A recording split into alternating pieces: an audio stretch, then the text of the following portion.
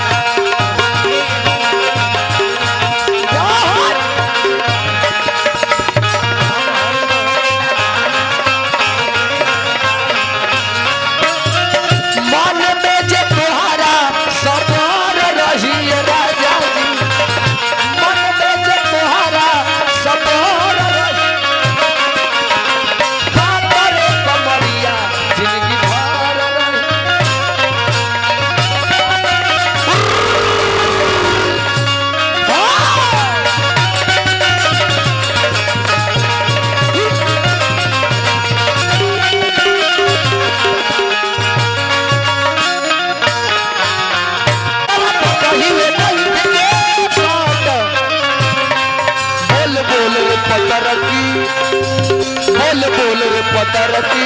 हमारा से पतर बोल रे पतरका हमारा से पटावे की ना बोल रे नैनवा हमारा से फसावे की ना बोल रे नैनवा एक दिन ला फसावे की ना बोल रे नैनवा एको दिन खातिर निकेता से फसावे की ना बोल एको दिन ला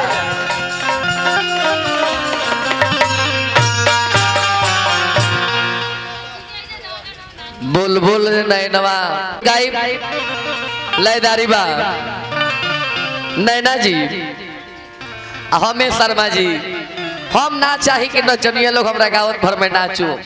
काहे कि हम बड़ा ये लोग मानीला बाकी मजबूरी बा केहू नचनिया हो हम बड़ी मानीला बाकी मजबूरी बा कि केहू तरह लोग नचावे के पड़ी न तो ना नचाई तभी हम अपने बाजार बिगड़ जाए ऐसे भाव बा का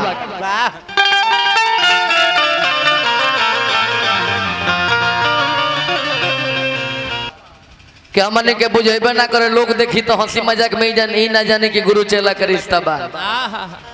एकदम बुझाला कि बाप बेटा का रिश्ता हो आ कहीं ना कहीं पूर्व जन्म में हम कोनो निमन काम कइले बानी जौना के फल हमरा ये जन्म में मिलल बा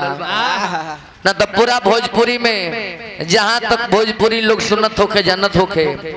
ओ जाले कहीं हमरा आज तक याद नहीं खे कि हम गौनई गावे जाई या हमार गाड़ी पहुंचे के पहले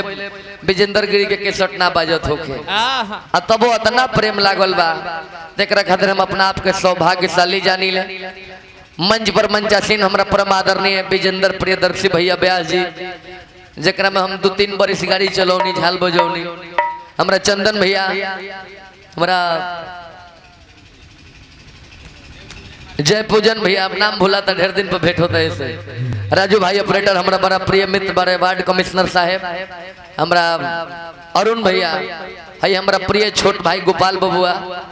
एगो बात गुरुजी जानता नहीं कि ना अगले महीना में सोहरो गावे आवे के बैंक के है एकदम तैयारी में रहे के बा 5 गो चैनल वाला जोरे घूमता रहे अब वही में हम बोल का गोपाल बाबू गुरु जी के जरूर बोलाई काहे कि सोहर जौन भाव में यहाँ का गायलू हमने से ना गवाए बहुत बहुत आशीर्वाद देनी बाबू राजा बन के राज करत रही हतना सुंदर श्रोता जे बैठल बाड़न हम ई जरूर जानत नहीं कि लोग कहीं ना कहीं हमरा के देखे सुने खातिर नहीं के बैठल कहीं ना कहीं लोग का मन में बाकी ना विजेंद्र मोबाइल बनी तो वहां से प्रसंग सुनब निम्न निर्गुण भजन सुनब लेकिन एक बादो हम खार भइल बनी तो गुरु जी का आदेश मान के